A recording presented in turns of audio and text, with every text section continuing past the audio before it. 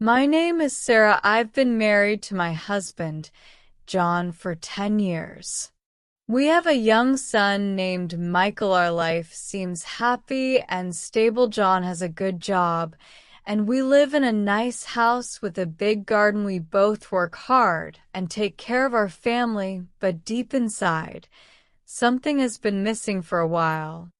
Even though I tried to ignore it 6 months ago, John suggested we hire someone to help around the house. He said it would make things easier, especially since he was getting busier with work. That's when Alex entered our lives. Alex was quiet, polite, and always willing to lend a hand. He mostly did yard work and help with household chores, but he also became friendly with Michael and would sometimes watch him when we needed extra help. At first, I didn't think much about Alex. He was just there to do his job, and I thought of him as just another worker. But one evening, after a particularly long and tiring day, I found him sitting alone on the porch, staring out at the stars. I joined him, and we ended up talking about life, family, and dreams. I learned that Alex had moved to the city from a small town and didn't have any family nearby. He had come here to find work and start a new life.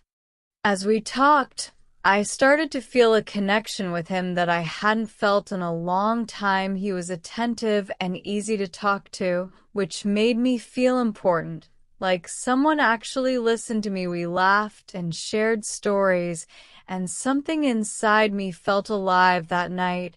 I went to bed with my heart racing. I didn't know why I felt that way, but I tried to ignore it. A few weeks later, John had to go on a business trip.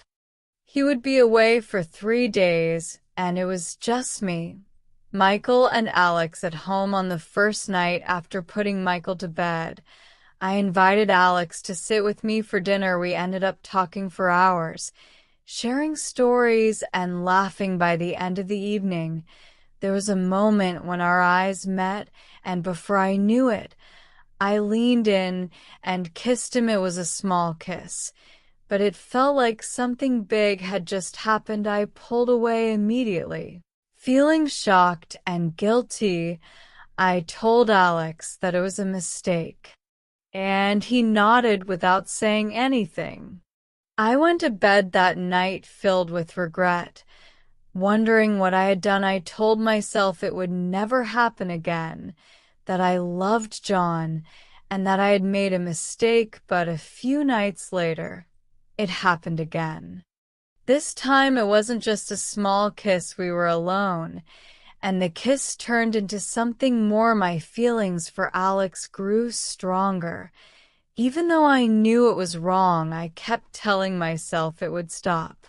But every time I saw him, I felt something I couldn't control. Days turned into weeks, and I started carrying a heavy secret. John returned from his trip, and I pretended everything was normal. But every time I looked at him, I felt a deep sense of guilt. I knew I was betraying him, but I couldn't bring myself to confess. Alex and I never talked about what was happening between us, but the connection was there, silently building up between us. Then one day, while cleaning up, I found something strange in John's desk drawer. A small, beautiful necklace with a diamond pendant. I thought maybe it was a surprise gift for me, but our anniversary wasn't anytime soon, and John wasn't the type for random gifts. Feeling confused, I decided to ask him about it that night. After Michael was asleep, I casually brought up the necklace, hoping he'd laugh and say it was a surprise for me, but instead John looked uncomfortable and admitted, "It's not for you, Sarah." I was shocked and asked he then, "Who is it for?" John avoided my eyes and finally confessed he had been seeing someone else. Her name was Lisa, a colleague he met at work, and they had been secretly meeting for months. I was angry and heartbroken, but at the same time I felt a strange sense of relief. I realized I wasn't the only one keeping secrets. John and I had both been hiding things from each other, living separate lives even while under the same roof after that night.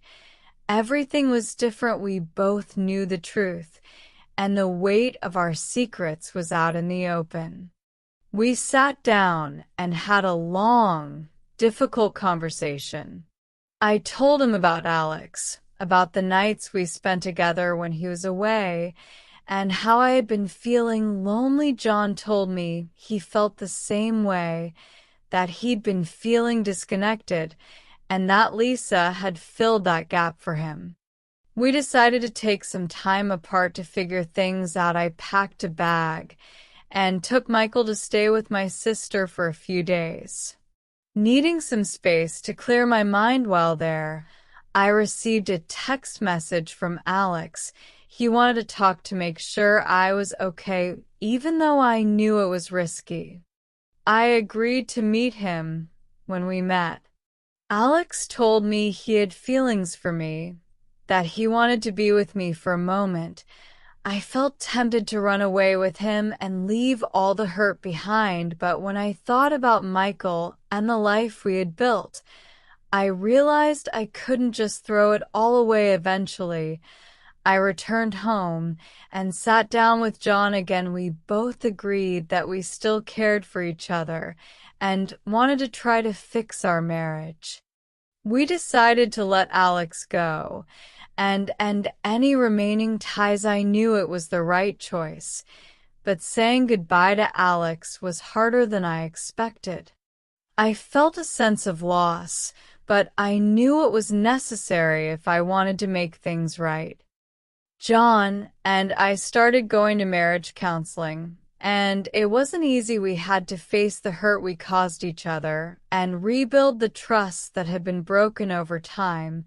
We made small changes to our lives, like spending more time together and being honest about our feelings. Slowly, the pain began to heal. Months later, we were still working on our relationship, but things were improving. John surprised me one night with a small box, and inside was a new wedding ring. He said it was for a fresh start, a new beginning. Tears filled my eyes as I accepted the ring, feeling grateful for the chance to start over. Now John and I are closer than ever.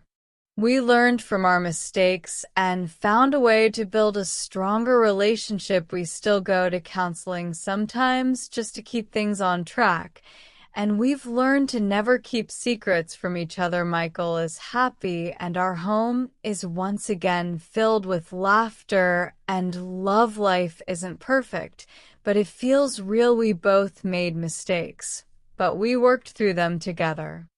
Our marriage is stronger now because we chose to face the truth and rebuild.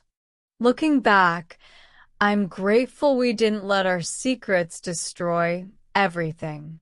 We fought for our family, and in the end, that made all the difference. I hope you enjoyed this video. Do subscribe to our channel for more videos like this.